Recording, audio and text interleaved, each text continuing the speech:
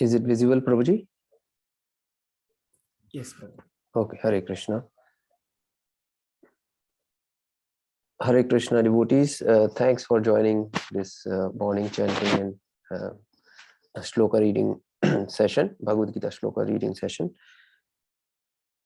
So let's begin with first paying our obeisances to the deities of Sheshadripuram temple, Lord Baladeva, Subhadra Maharani, Lord Jagannath ki jai, Gaur Nitai ki jai, Panch Tattva ki jai, Lord Vaman Dev ki jai, Lord Parashurama ki jai, Guru Parampara ki jai. Hare Krishna.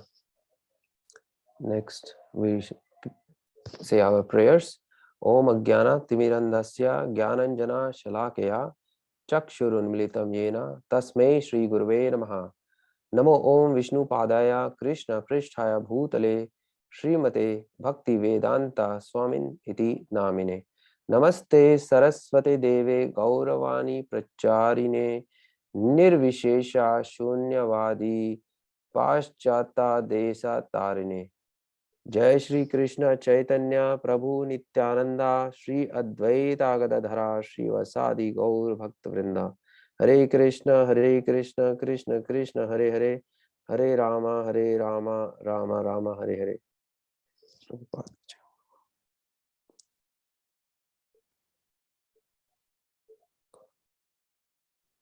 Hare Krishna devotees. So we are in chapter 2 now. Contents of the Gita summarized, and today we will be reading Bhagavad Gita shloka 2.8, second chapter, 8th shloka. Nahi prapaśyāmi mamāpanudyād chokam ucchoṣaṇam indriyāṇām avāpya bhūmāv asapatnam ṛddhaṁ rājyaṁ surāṇām api cādhipatyam. Translation: I can find no means to drive away this grief which is drying up my senses. I will not be able to dispel it even if I win a prosperous, unrivaled kingdom on earth with sovereignty like the demigods in heaven. So this is what Arjuna is saying to Lord Krishna, who is currently playing the role of his guru. So the war, they are in the battlefield. The battle has yet to begin, but there is what you see still here is that Arjuna here is still in a state of illusion, indecisiveness, and there is lamentation. First he is here to fight the battle, and now this, the confusion. Here Arjuna is talking to Krishna, his guru, because based on his knowledge, he has not been able to decide how to go about it right now. He is having second thoughts. So two things here. One, Arjuna wants knowledge to solve this problem, this state he is in right now, to be free from that miserable state.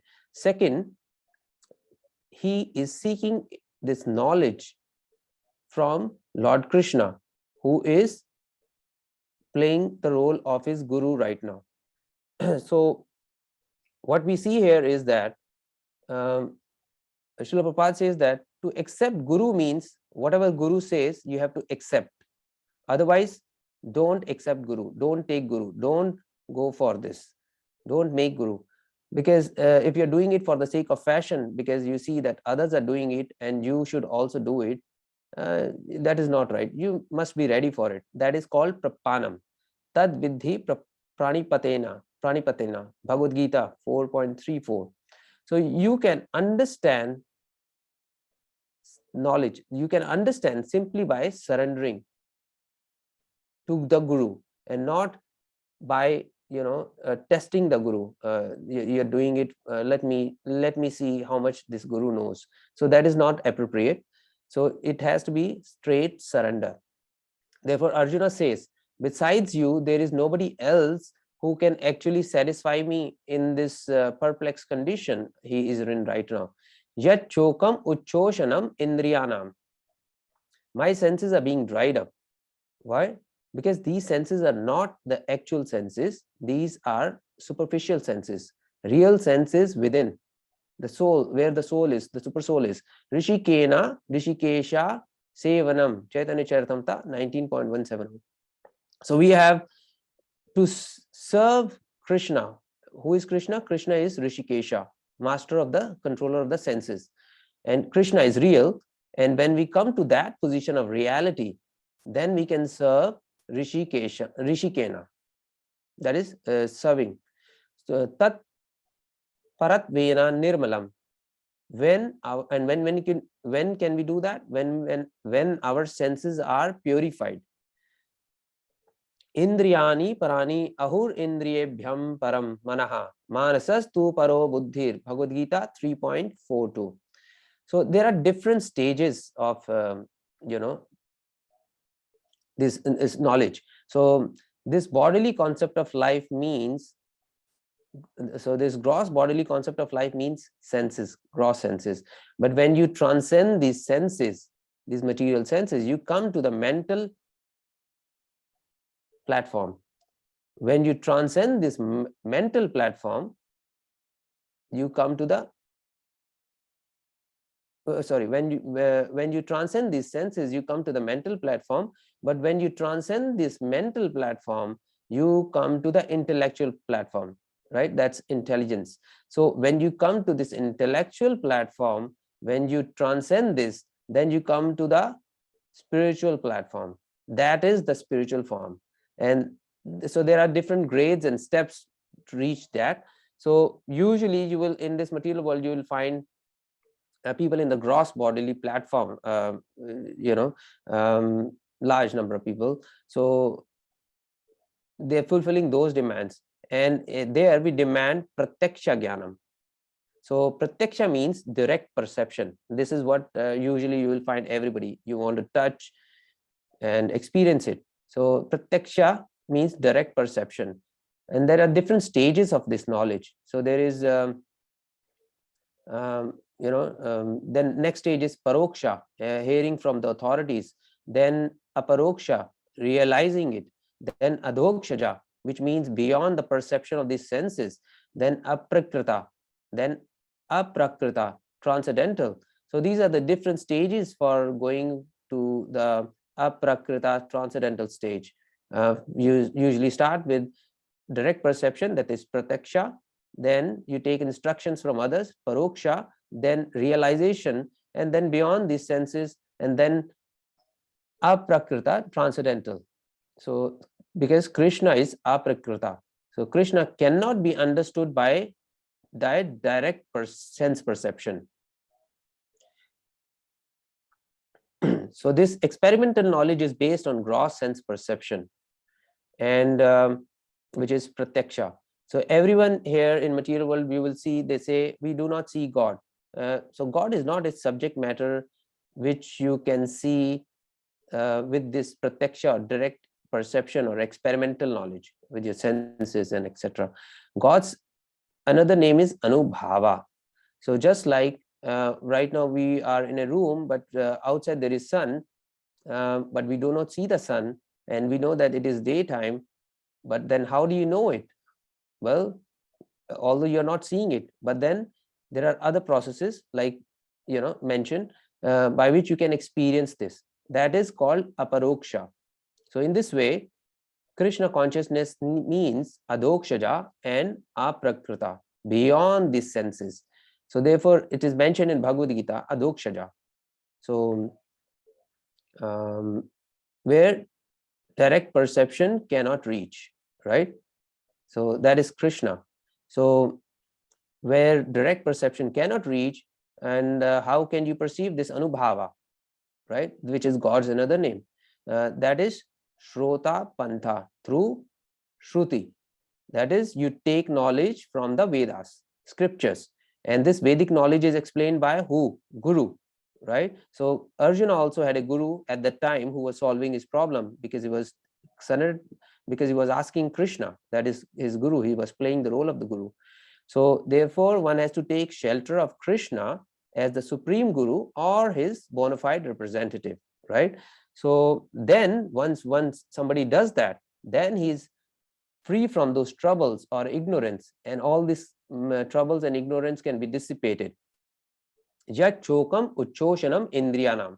So Arjuna could also have fought, for this world kingdom and then enjoyed it and be happy, but he didn't. First, he accepted Krishna as his guru, and then he was following his guru's instructions by serving Lord Krishna, by fighting for Lord Krishna. That was his service to Lord Krishna. And but in material world, you will have these ordinary men saying, we are earning so much money. Why do you want a guru? Why have a guru? We can understand everything on our own. You experiment and so on, and you live comfortably. That's it. So, but these, Srila Prabhupada says that these people are foolish rascals, right? Because they are concocting their own opinion. They are not taking the knowledge, which is Vedic knowledge or Krishna's knowledge, through a bona fide guru, right? So that is not right. So that was the problem. So Arjuna was putting so many arguments based on his knowledge, his religion and moral codes, but he was not able to solve his real problem. And so he was seeking the help of spiritual master Krishna. And so Lord Chaitanya also says that, it is mentioned here in the shloka, regardless of the who is a spiritual master, who is well versed in the science of Krishna consciousness, regardless of his social position, and that is the real spiritual master.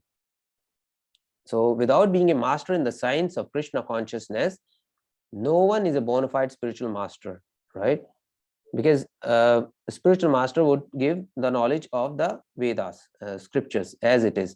So if these worldly problems of material existence, birth, old age, disease, and death could not be solved, through other means, then countries are not able to solve these even today. If you look at it, in many parts of the world, although people have very well off and they have progressed economically and material progress, but they are still not able to solve this problem. And we can see this from the current example of war or warlike situation, Russia versus Ukraine, China versus Taiwan. And these can only be solved by consulting Krishna or his scriptures like Bhagavad Gita and Srimad Bhagavatam, which constitute the science of Krishna. And this will come from Guru. So for world peace, you have to take refuge in Krishna consciousness, and that is the right path for peace and harmony, right? Economic development, this can all disappear. Supremacy of one country over another, this can all disappear in one flip of a second, like by the material nature. Maya Devi can do that. So, and we know that when the results of pious activities are exhausted, one comes back to the lowest status of life. Therefore, if we want to curb this ignorance or lamentation for good, then we have to take shelter of Krishna, as Arjuna was doing so, right? So I would like to conclude here. So Arjuna asked Krishna to solve his problem permanently, definitely, and so he can do what is required at the time. And that is the way of Krishna consciousness. Hare Krishna. Thank you all the devotees for joining this morning session. We'll meet again tomorrow, same time. Thank you. Hare Krishna.